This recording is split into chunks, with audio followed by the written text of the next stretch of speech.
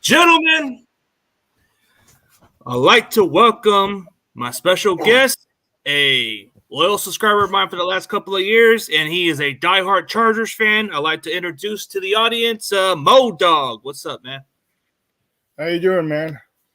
Doing great, man. Tell everybody where they can find you on social media platform. Pretty much, I'm on YouTube. I'm also on Instagram as well. Those are my main two. I'm on Twitter, but I don't really use Twitter. So pretty much Instagram and YouTube are the main two platforms you'll find me on. Okay. So since we're on to this topic about this matchup, man, this has got a making of a good primetime game. So we're getting onto this topic, man. The 49ers and Chargers, they have a great history for one another, right? Oh, yeah. Everybody knows the Super Bowl. 49ers own the Chargers in the Super Bowl. But in the win-loss record, everybody knows the Chargers own the 49ers in the win-loss records. Yeah, they do. We both have the running game. Austin Eckler is a top 5 running back for this season. You guys have a couple good running backs. You just got Christian McCaffrey. And that's something we have to worry about with you guys because we don't have a run defense. So I think when it comes down to both teams, it's going to be a running back. Both sides, it's going to be the running backs. Yeah, I think it's going to come down to it because you guys need to rely more on Eckler. Eckler's kind of been exceptionally good. Like, usually he's more of a receiving back, but there's been a couple of games where he did run pretty good. Oh, I'd like to give a shout-out to, this guy, David from Colorado. Yep. Yeah. But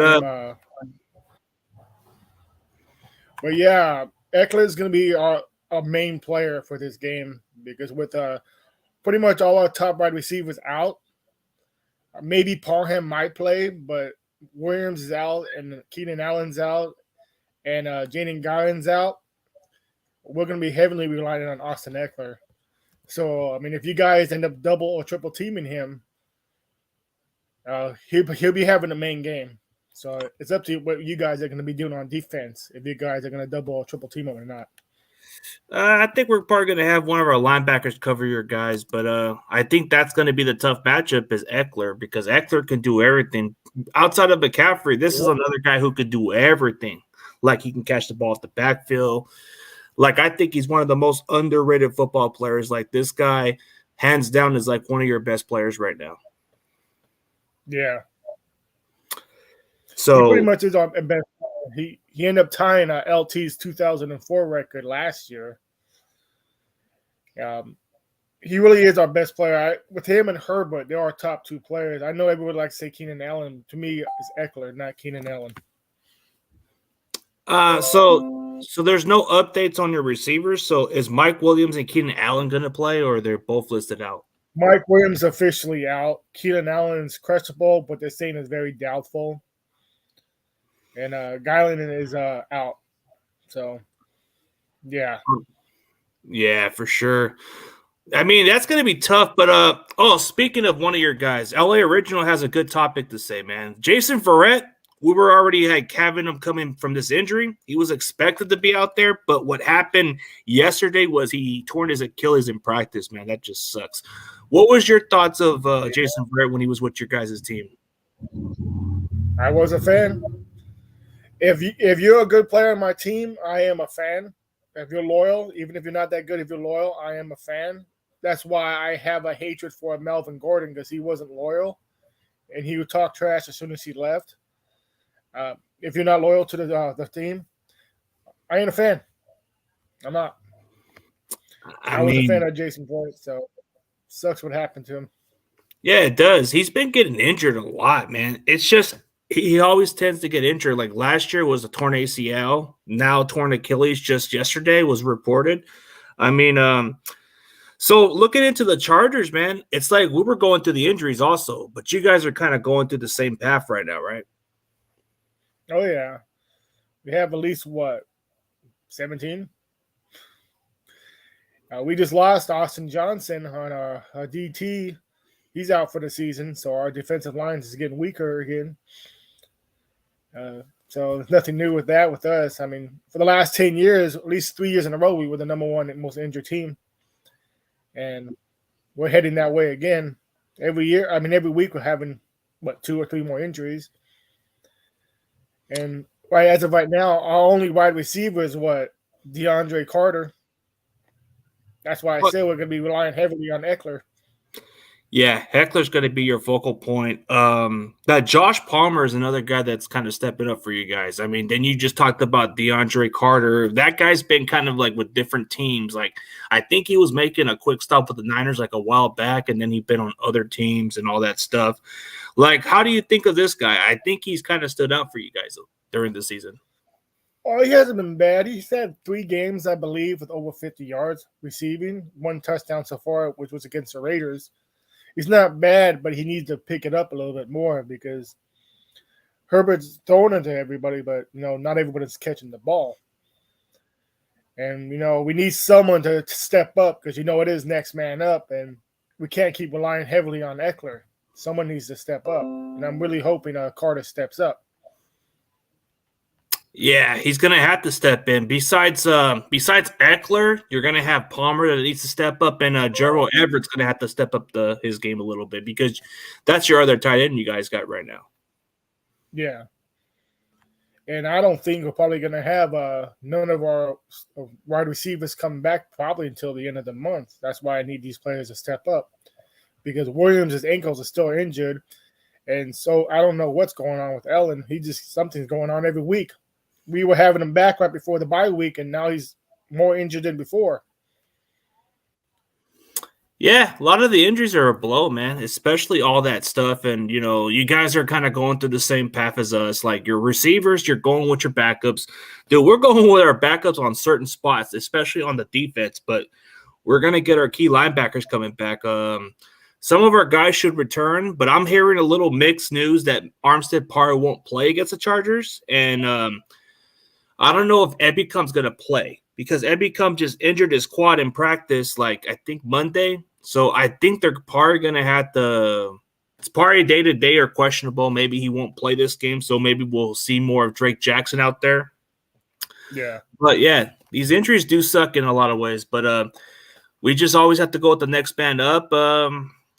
It's like, the Chargers and Niners, there's just a lot of great battles between each other. It's not like we play ugly games. We play close games, but you guys have had our numbers for a long time. Yeah, back in 2011, I believe I went to that game at Qualcomm. That we beat you guys. It was 47-7 that game. That was an ugly game. Yeah, it was one of those games. Yeah, that was the one that LT. Yeah. Wasn't that the one where? So it was 2000. That was when Vincent Jansen came back after being gone for like 13 weeks because we weren't signing him. Wait, wasn't that the 2008 game? Wasn't that the 2008 game where you guys did beat the crap out of us? I believe that's where Justin Smith got ejected that day. No, that was 2011. Was it? Okay. Yeah. Okay, so here's a Rams fan. I know you don't like the Rams as much, but this guy's he's a funny guy. If you ever get a chance to get this guy on your show or he ever wants to invite you on the show, you should definitely go on his show. This guy's funny. He's a good Rams fan, an OG Rams fan. I call him the Danny Trejo of the Rams content creator. This guy cracks me up. Props to CG checking in from Week Great Stream. Chargers have been put on notice if they – you know how these Rams logic are, right? The rent's due. You guys don't have to pay nothing, right? Don't the Chargers don't have to pay a dime for that? We pay $1 a month, so they'll get their $1.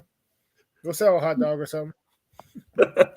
So I get that when I see you do your content, man. I know you don't like the Rams as much as the Niners, so you always root for us at times, though. Yeah, I don't like the Rams. I haven't been a Rams fan since we joined stadiums. It's not because I don't like the team. I just don't like the fans. They've been talking too much shit. And I'm like, look, until last year, no one cares about you guys. Even when you won that Super Bowl in St. Louis, no one really cared about you guys.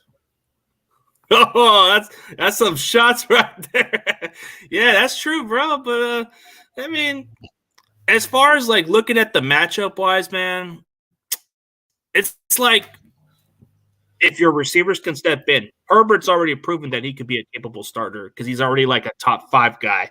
And a guy like Herbert, he makes anybody look better. He makes anybody look better around him. He'll make a guy like DeAndre Hopkins look like a solid name. Josh Palmer is like one of your other receivers. Like he's technically your number 3 receiver, but he's stepping in to be the number 1 right now, right? At the moment, he's our number 1 receiver because everybody else is out. Yeah, and then you got most of your backups out there. But when you're talking about your defense, the one concerning factor that I've seen from a lot of Charger fans, they said their run defense is one of the worst. They've given up the most average yards, which is like, over 5.7 yards, which is among the worst in the league. Oh, yeah. I mean, the Falcons ran 194 yards on us last week. So, yeah, like I said, as long as you guys run the game on us, you're probably going to win. But as soon as you start throwing is when we're going to have a shot to beat you guys. Yeah. You guys got to make sure Jimmy G doesn't have the ball. As long as Jimmy G had the ball, Joe and James or Khalil Mack's going to sack his ass. Yeah. You still I wish we had Bosa in this game because everybody wanted to see who was going to get the most sacks, or Bosa or yours, but he's not in this game. Yeah, it does suck to not have Joey Bosa, but I look at your key players on your defense. Derwin James, when healthy, he's exceptionally a great player. Like I've always been a fan of this guy, but I never understood why we just picked McGlinchey over that guy. I thought he would have been a playmaker, but you look at other guys like Khalil Mack. I thought that was the most interesting trade that you guys did during the offseason, getting Khalil Mack. I said, man, I guess the Chargers want to look good they want to be a contender or compete for that division. So they wanted to put the Chiefs on notice. So they made that move to get Khalil Mack. Well, I've been impressed with Khalil Mack. He's had a couple of good games with the Raiders, with the Broncos. Khalil Mack and Tillery, they had a hell of a good sacks against the Broncos. Especially Tillery. He had a couple good sacks knocking Russell Wilson back 20 yards. It was just amazing. So I'm looking to see what they do against the 49ers this Sunday.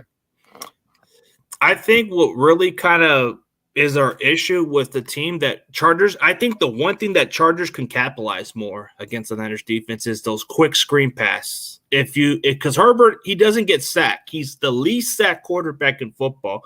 So if Herbert can at least throw that ball quickly, that's where our defense struggles. But if you just abandon that formula, that's when the Niners defense can capitalize. Like take a textbook from Patrick Mahomes.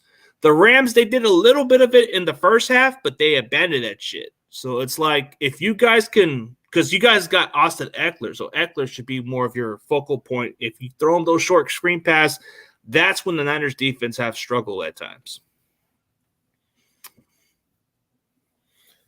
Oh, yeah, as long as you guys make sure that you don't give us an opportunity to have a quick pass, yeah, you guys will have no chance of sacking us. But Austin Eckler, like I said, he's the wild card.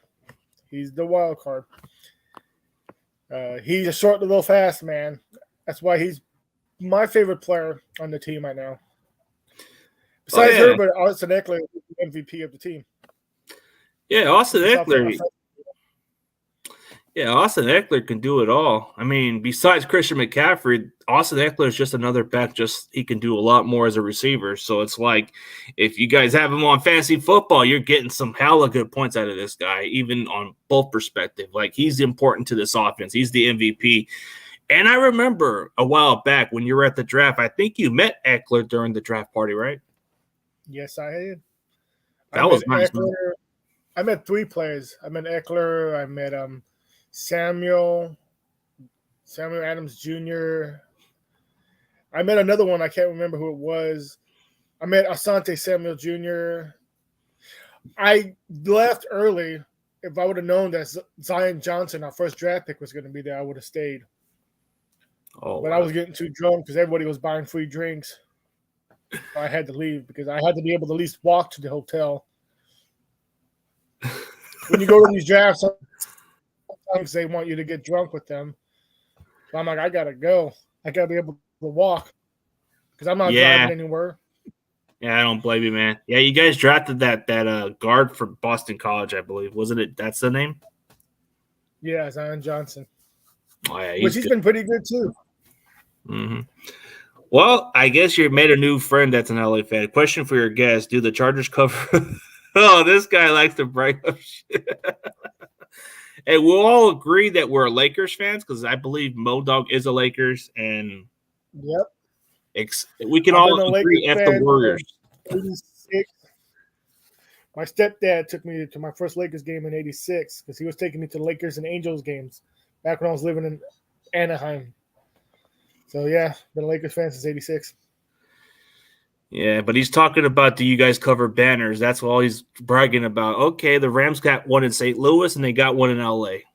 Want a cookie, Rudy? I guess for some Charger fans, they would use that perspective. Yeah, we cover up the banners with our AFL championship, what a real championship looks like. Seeing that, I think you and Rudy would have a good, interesting week of talk. This guy is just – I mean, if he ever gets a chance to check you out. But, hey, Rudy, if you want a Chargers fan, this is the guy to go check out, man. This guy's good. Says hello to you. I mean, as far as this game, I expect a time of possession. What? What were you saying? Yeah, he said what's up to you, man. My bad. Okay, let's go on to another topic of as far as like looking into this game, it's on a primetime game, man. That's got to be interesting. This has got to be a interesting type of game, especially on Sunday night, right? Growing up, when you watch these type of games, man, this is the game we all want to tune in for. It sure is. The only thing that sucks to me about this game is I got to work. So I got to watch this game at work. Yeah. And you've always kept it realistic about your Chargers. You always call them mid-cards, mid-card teams. Because it is a mid-card team. They haven't proven yet to be, a super elite team. I mean, we've had great players. We've had elite players, LT, Dan Fouts, stuff like that, Junior Seau. But they haven't proven to be an elite team. I mean, been to one Super Bowl, and you know who we lost to. We won one championship, and that was 1963. You're a mid-card team. You've been to 4 AFC championship games and lost 3 of them. Yeah, you've only been to one Super Bowl appearance and lost to the other California team. 14. I think you've been to 14 playoff games. You won less than that. Yeah. So who was like the one rookie from your rookie class that stood up for the Chargers this year that's impressed you? Well, the Zion Johnson. Oh, yeah. This year was Zion Johnson. Last year was AC Slater. That's what really made me sad when he got injured this year. I mean, we still haven't really given up too many sacks since he's been injured, but really bummed me that he got injured this year, season-ending injury. Yeah, it's a bummer. But at least you got something promising at that offensive line. But speaking of one of your starters, they're listed out, so there's another tackle that started in place, right? Yeah. Yeah, like I said, well, every week I always lose another player or two. It's just something we got to get used to. So I'm not going to say we got to get used to, we're just used to. That's why I always say we got to have next man up. I don't know who it is right now. I didn't really get all the information like you're doing. I work 2 jobs. So I just go off the list of what I read from LA Original and all that. Yeah. LA Original just told me like the other day that it's that dude Storm. I don't know what's his name. Storm what? Storm Norton? It better not be him. He says he says he's going to start, I believe. And he said if he starts, pretty much that we're going to get a lot of pressure on Herbert. That's going to be the key factor. But I think Herbert is more of a quick thrower, so that's going to be the only issue with the Niners. Storm Norton's trash. I don't even know why we keep him. Man, yeah. Sometimes you keep some of the trashiest players. That's just how we are. Like, we keep McGlinchey. The guy hasn't improved much. Like, he's a good run blocker, but not quite a great pass blocker. Our center sucks, man. And I don't know if I told you this, but the Niners starting center blocked me on Twitter like a little punk. So I gave him complete ownage, man. Made that do I mean, he must have watched what I said because he took it personal. He must have. Yeah, Yeah, it's kind of sad when players can't handle any type of truth. I mean, it's not like you're insulting him or calling him like names or anything. Like, I got blocked myself on the Anaheim Angels page. All I said was maybe you need to stop overpaying these players until they start showing results. I got blocked for that. Yeah, like you guys are making millions of dollars. Win some games. Come on. Yeah, win some games with all that stuff. But I remember one of my co-hosts, he got blocked by the Arizona Cardinals, man, and he's a Cardinals fan. That dude got blocked by the Cardinals for calling him out and said, this team doesn't care about winning. This is why the fans don't show up as much. And then he's talking about fire Kingsbury or fire Kime. And it's crazy how they take this shit personal. But I've actually had Jed York block me before. So it's like I call Jed York I call Jed York and say, you don't have the balls to fucking make changes. You don't have the ability to run the football team. And I guess from what I was told, I try to look at Jed York's Twitter page. It's blocked. I don't like that Jed York. If you ever go to a Chargers game at a home game, you'll see more fans outside the stadium than you do inside the stadium. Because even though fans support their team, they don't want to go to a game because they don't want to give Dean Spanos any type of money. That's why opposing fans will always outnumber Charger fans. Oh, yeah. Like that 2010, 2011. Well, it's been like that for a while, but I never understood why you guys even left San Diego to begin with, man. I thought San Diego had a strong, loyal fan base because when I remember growing up, man, you guys had Qualcomm Stadium, but those were very loyal fans. But when you found out about them moving to LA, were you more upset about it, or were you kind of like, it's just business, oh well? Oh, I was mad. First, you're moving from your home, which you shouldn't have done that, and then you're moving to a rival city, which is even more of a slap to her face. And it's all about money. San Diego didn't want to build a stadium where Dean Spanos wanted, because he wanted in downtown, which I thought that would have been cool too, but there's no room in downtown San Diego. Dean Spanos didn't want to spend his own money on a stadium.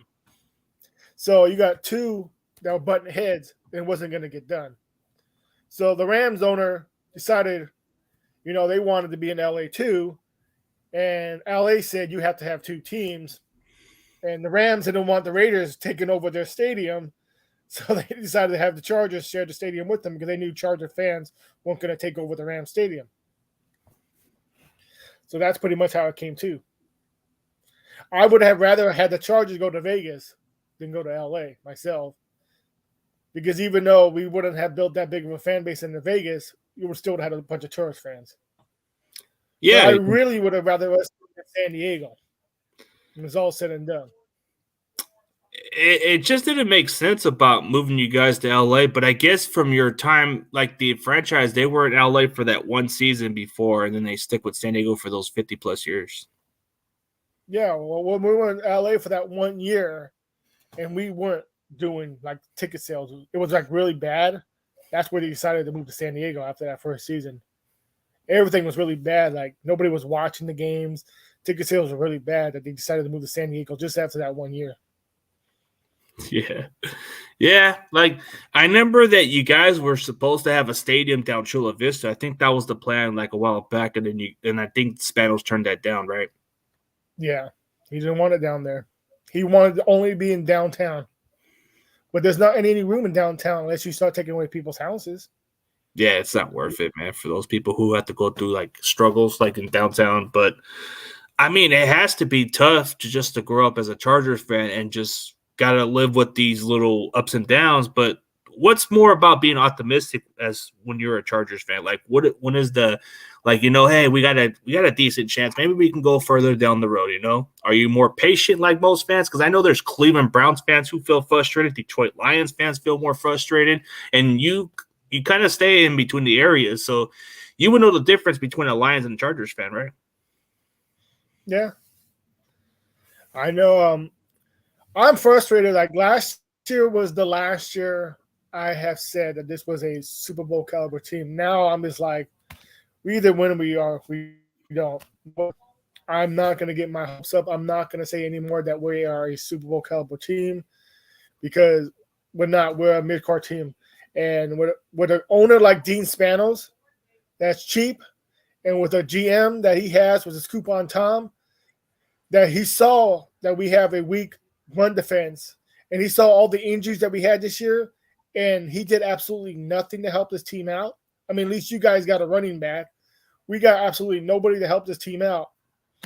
Knowing that we still have a chance of going to the playoffs, why should we have any hope to think that this team's going to do anything this season? That's why, like I said, what's the point? If we win some games, I'll be happy. If not, I expect this. Oh, so you expect anything less from a team, but you support them no matter what, and that's all that matters. Even if you know your expectations and you accept the way it is. Like Dean Spanos, like you said, as an owner, he's kind of been too conservative. He's kind of been whatever. And then you got the GM. I've seen you criticize this GM a lot of times. Like, what is his name? Tom Pelesco or something? Yeah. Tom Telesco, Coupon Tom. I mean, I know he had 10 years. Not once did he get anybody during the dead trade line, and we had many opportunities of going to the playoffs. Not one time did he get anybody. So that GM has never been super aggressive, except in the offseason, right? Yeah. Man, I would hate to see that happen. 2014, we were one game away of going to the playoffs. We had quite a few injuries. He did nothing. 2017, again, we were half a game away from going to the playoffs. Bunch of injuries, did nothing. Last year, we lost to the Raiders. Quite a few injuries, did nothing. This year, bunch of injuries. Well, 5-3 still, but he did nothing. I don't know what a GM's supposed to do other than sit on his ass, apparently, for the Chargers. I didn't like A.J. Smith, but he was a better GM than Tom Telesco. Because he built with Marty a Super Bowl caliber team. They just couldn't get it done. Yeah, like I think he was like your longest GM tenure for a while, and then you guys went with Tom Pelesco. And then looking back at the teams that you guys had, you guys were the most talented team, just weren't able to get it done. It's like every time I've watched Chargers play, I would always get excited to watch a guy like Phillip Rivers and LT and a lot of other guys in the past. Even lights out Sean Merriman. I always enjoyed watching that dude play. But Antonio Gates was another great player. I mean, you guys had all the talent. Marty Schottenheimer was a good coach, just couldn't get it done for whatever reason. Yep. As I said, 2006 and 2009 will always be the regretful years. Because those should have been Super Bowls right there. It just when it got to the playoffs, they just couldn't score a touchdown. They went for field goals instead of touchdowns. And they missed the field goals. Our kicker missed 5 field goals in 2009. Yeah. And then what's going on with your team is you actually had 2 kickers injured, right? Yeah, we're on our third kicker, Dicker the kicker. Cameron Dicker, the one from Texas, I'm hearing, right? Yeah. Man, who comes up with these kicker injuries? I don't know, man. I just think we have a bad conditioning staff. Because no reason why we should be having this many injuries like this. Yeah. So, how do you think of what do you think of Anthony Lynn since he's on our coaching staff? He was once your guys' head coach. What was his tenure with the Chargers that stood out or you didn't like about? I wasn't a fan of his to be a head coach because he had no experience. A running back coach, he's fine, but as a head coach, I didn't like him, and he was not that good. He just wanted to constantly run the ball when we didn't have a run game, and we didn't because Melvin Gordon, whenever he had the ball, he would fumble the ball most of the time. And he would do the same plays, or he wouldn't go for it when we should go for it. Like when we first got Justin Herbert, He's going for it on fourth down in the first half against the Chiefs instead of going for the points. And then on the second half, he's going for the field goal instead of going for it on fourth down to beat the Chiefs.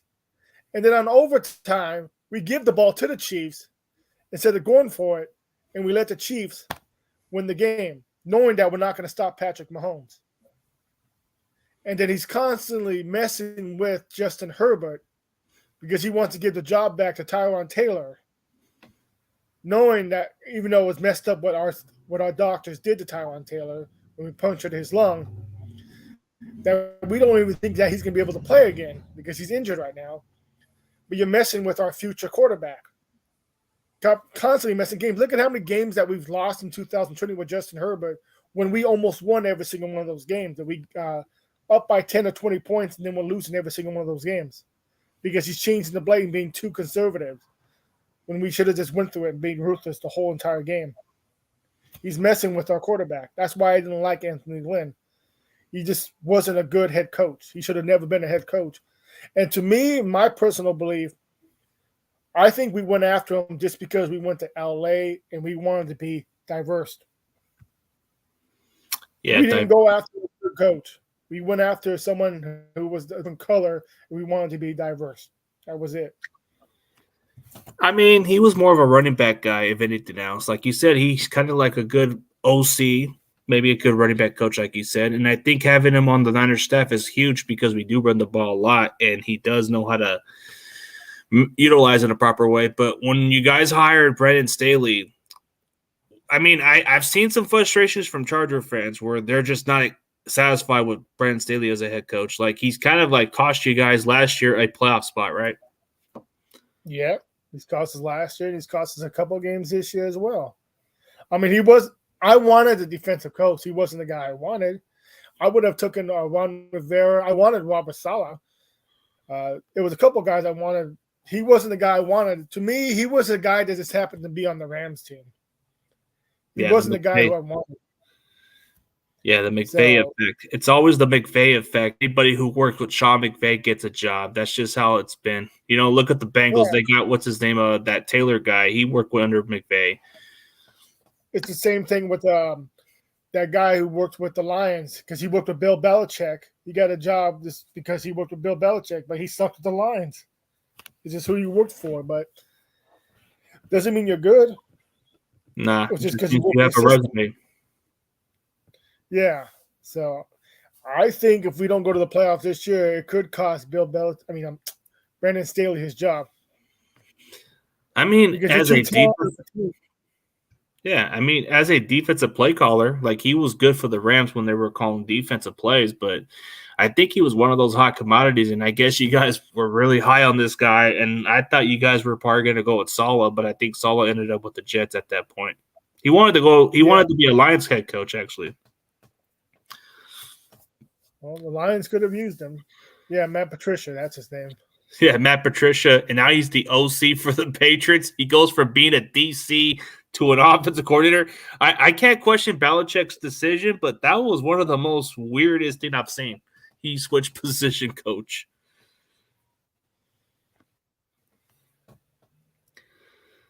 Ram.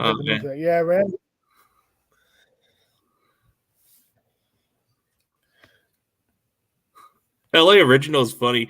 I mean, Rudy's already like trying to brag about it, which I respect his fanhood on whatever he says, bro. But when you got a lot of these LA fans like those Chargers, man, it gets better, man. I can see why you guys have no like for each other. Nope. And see, I'm an Anaheim boy, but I wasn't a Rams fan. See, when I watched football back in the day, I just enjoyed football. So when I watched the Chargers and 49ers game, I was just happy to see an all-California Super Bowl. Now looking back, I wish the Chargers would have won, but back then I was just happy to see a California Super Bowl. But I was more into basketball and baseball only. I wasn't even hockey yet. It was just basketball and baseball. So what really got you? I didn't get into football. My older brother took me to my first football game. It was the Chargers and Seahawks back in '98. Of course, the Chargers lost naturally, but that's what got me into football. Got me to choose a team anyway. So what really made you become a Chargers fan? Was it just because of the local area that you grew up from, or was it just you just became a fan purposely? Um, I went down to Oceanside to go visit my friend Pat, and we ended up talking to Junior Seau because he lived down the street from him. And then I ended up living down the street from him, and he was really cool. So that's pretty much how I became a Charger fan.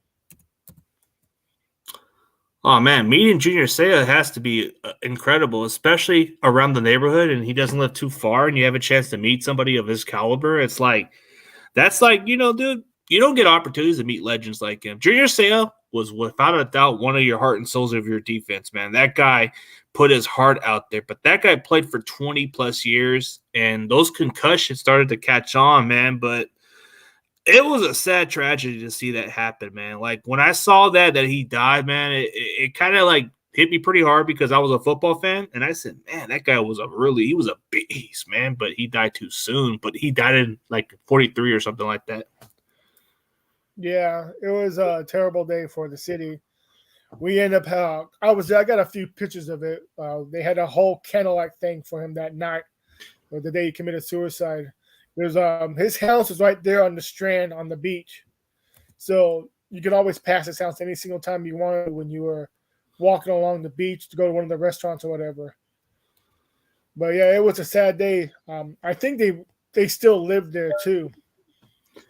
Yeah, But he was always out there, playing turfing, talking to everybody. He was just a local town hero. The only time we messed with him was a couple of years he was with the Patriots because they all thought they betrayed the Chargers, betrayed the city. But other than that, everybody still adored Junior Seau. yeah. Like one of my followers happens to be related to Junior Seau, but she comes on every now and then. She goes by the same last name, but I see her pop in sometimes. But yeah, that dude was a legend. Junior Seau, hands down. But it's sad that what happened was tragedy. The concussions, it became a CTE, kind of similar to what happened with Chris Benoit, which we all know those type of concussions could be an effect, right? Yep. And the thing is, you can never know nothing about them until after they die. You have to study the brain. I've been to Junior Seau's restaurant once in San Diego, but they closed that down, I think, a year after he passed. Yeah, it's like I mean, he left the legacy in that team. So anytime people bring up the Chargers greats, Junior Seau just pops up there. Like LT pops up Junior there. Seau's number one. Junior Seau's number one. I'm a big No. LT fan, but Junior Seau's number one. I'll put LT as number two, and I'll put Lance Allworth as number three. But Junior Seau's number one. Yeah, number one in the city because he's from Oceanside. So, or what Carlsbad or Oceanside, one or the other, right? Oceanside. Oceanside. Okay. They even have a school, and they have his name on the school in Oceanside. That's how legendary he is, man. Like anytime you look at the number 55 with the Chargers, nobody ever wears it. But if you think of the great Chargers, it's Junior Seau. He pops up there. So it's like that man was a legend. The guy played the game hard. They call him the Tasmanian Devil for a reason because that guy would hurt. He was just a beast. Oh, yeah. And I think we only have a couple of jerseys that's retired too, and Junior Seau is one of them. Junior Seau, I know LT. I also have Lance Allworth. Like I said, those three. And I know in a couple of years we'll be retiring Gates' jersey as well when he goes into the Hall of Fame. They already talked about that. Like I said, we have a few. Do you think that Rivers will ever get his jersey retired or not? I don't think he should. Don't get me wrong. I'm a huge Rivers fan, but he didn't get us to a Super Bowl. If he would have at least got us to a Super Bowl, I would have said retired. He is our number one quarterback as of right now, stat-wise, and that's cool. And I'm hoping Herbert surpasses that, but he didn't get us into a Super Bowl. Stan Humphrey got us to a Super Bowl. So I'd rather have Stan Humphrey's number retired before Rivers. I mean, At least if you take that, yeah, if you look at it this way, Dan Fouts was one of your other best quarterbacks too, but he didn't. He got close to the Super Bowl, but he lost to the Bengals during that frigid cold weather. I mean, There's just a lot of good quarterbacks who play for the Chargers. Like you guys had the thing in the offense called the Air Coryell offense. A lot of good, just a lot of good talent there. I mean, the Chargers, for whatever reason, they got. I ain't gonna lie to you, no cap and all that stuff, but they got the best uniforms in the NFL. Not even a question. Like when you look at the best uniforms, the powder blue, it just stands out. And anytime anybody looks at the top one, what is it, top 10 best uniforms, Chargers are number one because you can't disagree. Yeah. The powder blue and the lightning logo, it just stands out. Yeah. Oh, yeah, I do like the Charger colors. I have the 3 of the 4. I don't like the all yellow jerseys, but I got the silver ones. I mean, the white ones, the powder blue, the dark blues. I like all the different color ones, but the ones that are just pure yellow with the blue stripes, I don't like those ones. I won't wear those ones. Yeah, and I guess LA just likes the navy blue, but I like the original powder blue for whatever reason. Like the powder blue just has something special to it. You know, it's like your throwbacks, right? Yeah. So what were those? I think it's special games. Oh, okay. To answer Carcass's question, I think you've kind of explained about Austin Ekeler, but what does he bring to your offense that's unique to this team? Dude, he's our wild card. He's our running back, even though he shouldn't be our main running back because he's not the big dude. But he's our running back as of right now. He's also our wide receiver. He's our blocker. You know, he's everything.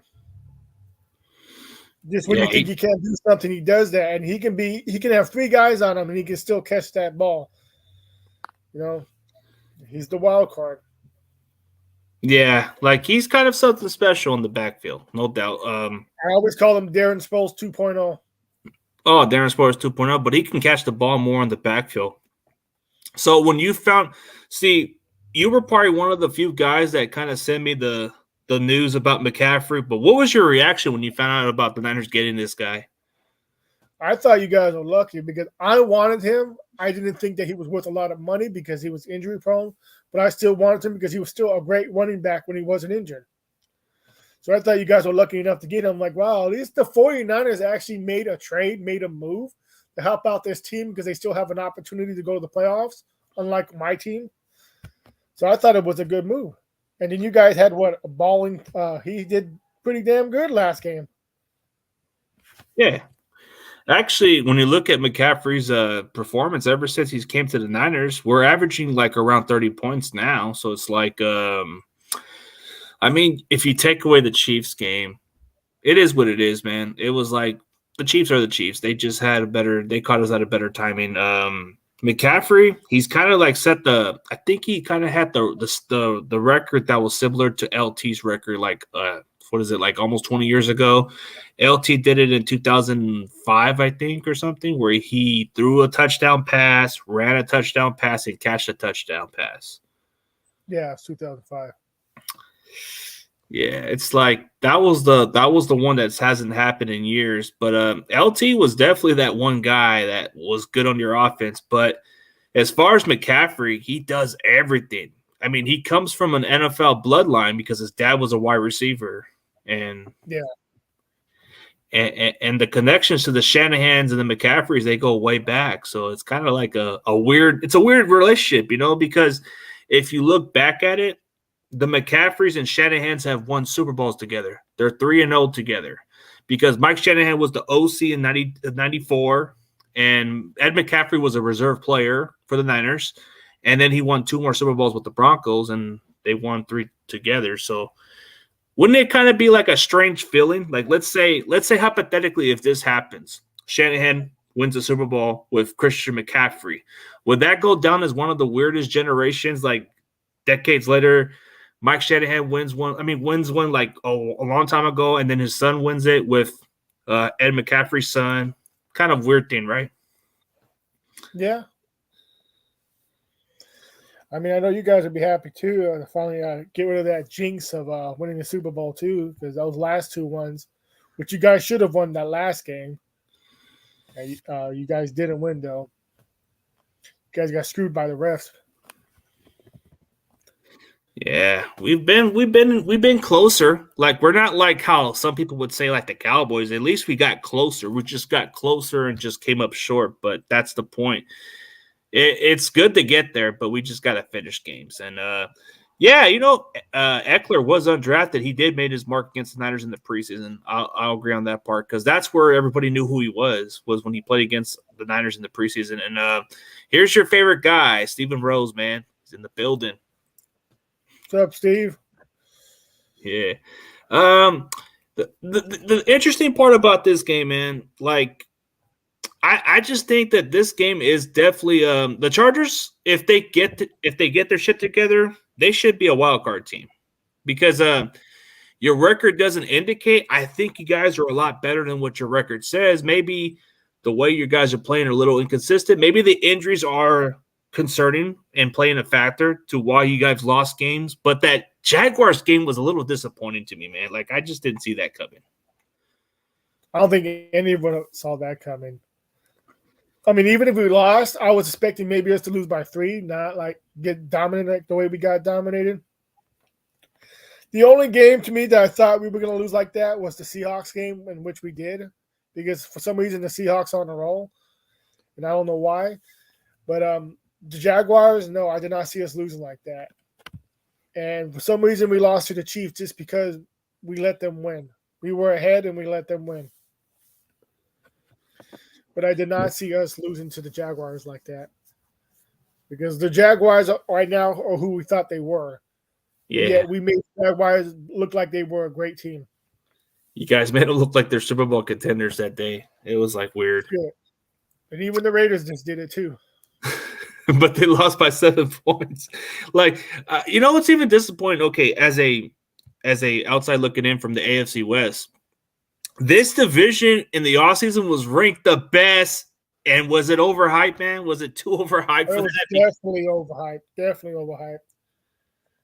Man. The Chiefs are struggling to win any game. The Chargers look really bad every single game. The Broncos look like trash, and the Raiders look like trash. Like, how do you go from getting one of the best receivers in football and you still can't win a freaking game? That is beyond me. I'm wondering if it's just the coach, because I don't think the Raiders would be this bad if they had John Gruden. Yeah, a lot was going on with John Gruden that kind of led the factor in, but man, it's like you said, the Broncos were overrated, man. Like, what the hell? I thought Russell Wilson was going to put them over, but nope. Maybe Russell Wilson's just over the hill now. Maybe that's why the Seahawks been bad all this time, because of Russell Wilson, not the team. Maybe he was just a system quarterback and nothing else. All I know is if he's like this the rest of this year and next year, maybe it's time for the Broncos to look for another quarterback. Man, they paid that dude a lot of money. Like what is it, like a 5-year, $200 million type of deal? It'll be another Brock Osweiler contract where they paid the guy a lot of money to sit down and do nothing. Like, who does that, man? Like, the Broncos, they haven't been as relevant since the 2015 when they won the Super Bowl. So they haven't been the same since. But, man, maybe that's the year they sold their soul to get that Super Bowl. Now they're paying for it. Ah, man, it's crazy.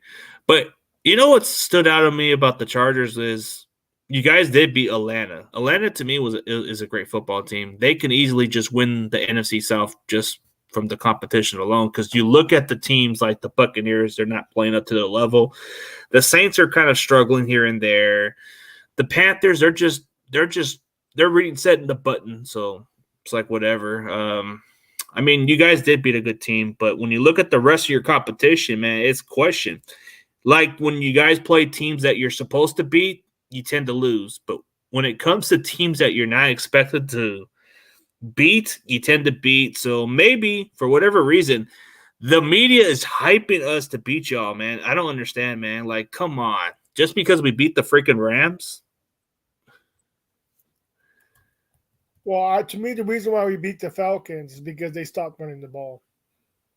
That's why I said that's how we're going to beat the 49ers, if you guys stop running the ball. If you guys want to start doing the passing, we're going to beat you. You guys have to constantly keep running the ball.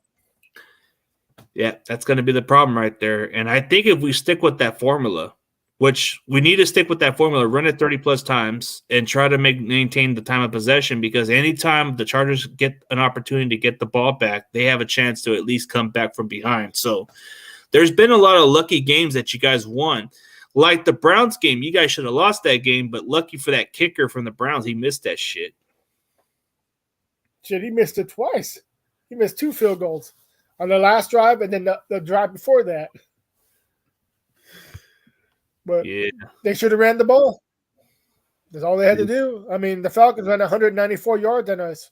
We weren't stopping you. You guys weren't. You guys were just like it. You guys can get at least 200 yards on us if you keep running the ball, at least. But like I said, it all depends if you want to run it on us. Yeah. You got a great running back. We do, and we have Elijah Mitchell coming off an injury, so that should be a good reason to run the ball, because we got our guy coming back from injuries. Christian McCaffrey, we're gonna have to use him more. I mean, the running game should be more of a factor. Like you said, we should get around 200 yards against that run defense. And I don't know what the Chargers' run defense is rank. Is it rank worse than the Lions, or is it like almost to the Lions level? I believe we're ranked 30th or 31st. So we're right down there to the bottom. Damn, that's bad. That's why I said the run game for the Chargers is our main factor to beat you guys. But the run game for you guys is the main factor for you guys to beat us. Because Austin Eckler is our main factor to beat you guys. Our defense ain't going to stop you if you keep running the ball. But Austin Eckler is our main factor to beat you. So if you guys keep double and triple teaming him, you guys should beat us. So because just who else? Focus on Austin Eckler and focus on running the game. Okay. Using Christian McCaffrey running back and beating us. You guys have our number then. Okay, so that would be the X factor, is to definitely contain Eckler, keep him in check, run the ball as much as possible so we can wear you guys out. But the factor for the Chargers to beat us is that is constantly used Austin Eckler. We got Deion Carter. Just like how if Palmer's playing, we'll have him too. We'll have to do a lot of short passes because we don't have Allen or Williams. And God forbid you guys pass, we should be able to win. Hopefully force a few turnovers on you guys. I know Jimmy G likes to turn over the ball. That's what you guys need to do, is capitalize those turnovers off of Jimmy G. And you want to force Jimmy G to throw. You want to force Jimmy G to beat you guys, because that gives you guys a better chance to beat us. And we do average at least 3 turnovers a game with either fumbles or picks. So okay. So before we end the show, let's go by your score prediction and why you feel this could happen. So you go first on your score prediction. If we win, it will be 23-20. We'll win by a field goal. If we lose, it'll probably be 34-14. Oh, my prediction. So it's one or the other. So it's like, if it goes well for you guys, you beat us by 3. But if it goes terrible, it might just be exactly how we did to the Rams. So I guess I can see where you're coming from. But okay, As far as like looking at the prediction for me, okay, like let's say it goes well for the Niners. I think we'll win maybe by a touchdown or 2. But if we don't beat you guys, I could see you guys winning by a touchdown also, because it's kind of hard to stop you guys. Like your offense, when you throw that ball quickly, man, Herbert he's a lot better than Stafford. He can throw that ball quickly. But I know he's had his moments, so that could be a factor right there if we can pressure him. But I don't know about that part, but I don't know if Moe Dog wants to do that type of bet. But last year we did a great Gatorade bet, and I won the preseason bet, even though it didn't count, but it was something, right? Well, I mean, I guess if you want to do another Gatorade bet, we can do that. All right. Okay, so Gatorade bet then? We can confirm that. Okay. All right, man. Doesn't matter how we do it. We could just wear whatever plain shirt or whatever you want, or just pour it just like that. Yeah, that's fine. Okay, so for me, it would be just like the one you had last time on your last video. And if I lose, I'll just get like a powder blue or some type of blue of the Chargers. Okay. All right, we'll confirm that then. But yeah, it does sucks for you guys, man. Joey Bosa's placed on IR. We were expecting the Bosa brothers to make a competition for one another, and then J.C. Jackson was one of your high price free agents that you guys signed, and he's out for the season. That's what I'm saying, man. It was all starters have a freaking injury for like almost a whole year.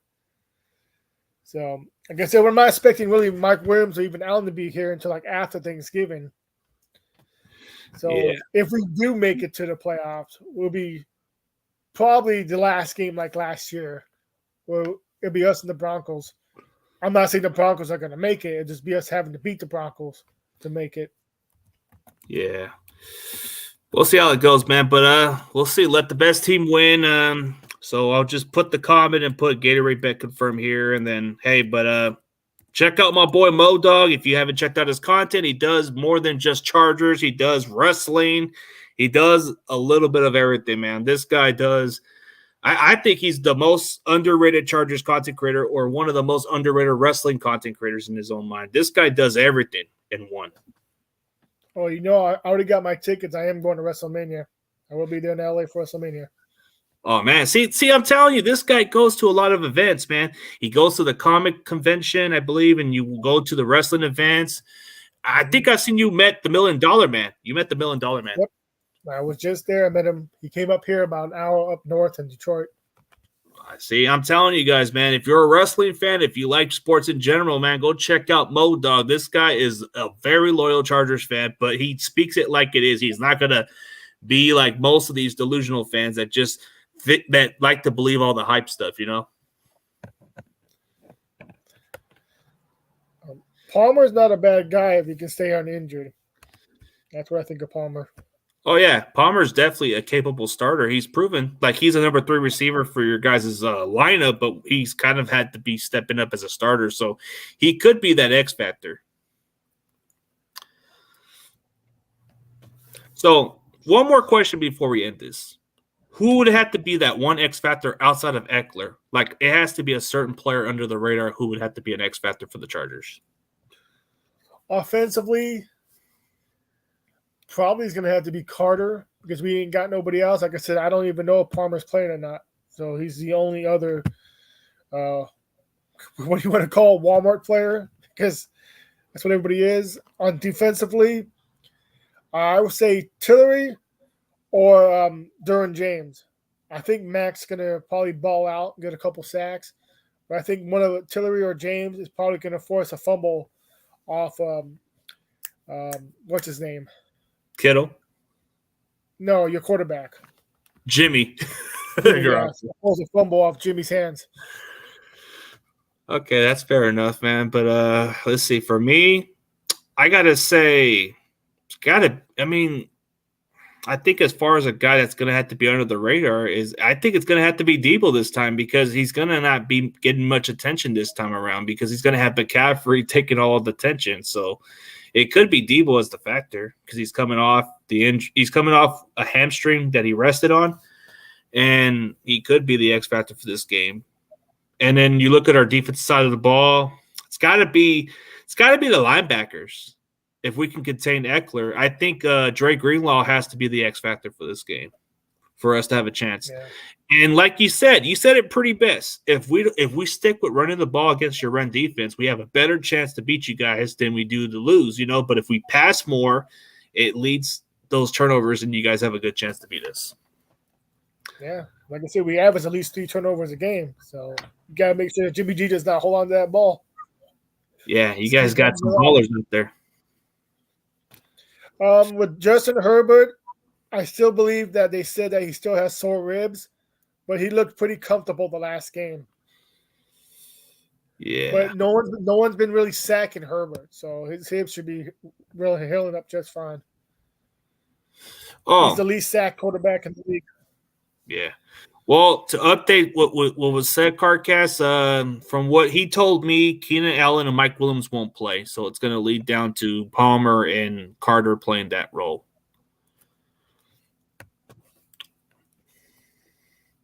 So, as far as all that, man, I thank you for being on the show, man. Maybe down the road we'll catch up again, man. You're always more than welcome to come on the show. But, man, for anybody else who hasn't checked out Moe Dog, man, you are missing out. This guy's been doing content for how many years? 2013. So you've done it for 8 years, huh? Yep. Yeah, it was Pistol that got me into doing the videos. I used to follow him. So he's like, we need a Charger content because it was only Young Link at the time. So I was like, all right, I'll give it a shot. Because before that, I was just posting up concert videos that I was going to or wrestling shows that I was just going to. So I started doing Charger videos. And it was the last year I was living in San Diego before I moved out here in Detroit, doing videos out there. Okay, man, that's good to see. This guy's been doing it for a while, so he's not just like those other new content creators. He's done it. So for everybody else, me and Moe Dog out, and we'll catch you guys later. And as always, see you guys later. Peace.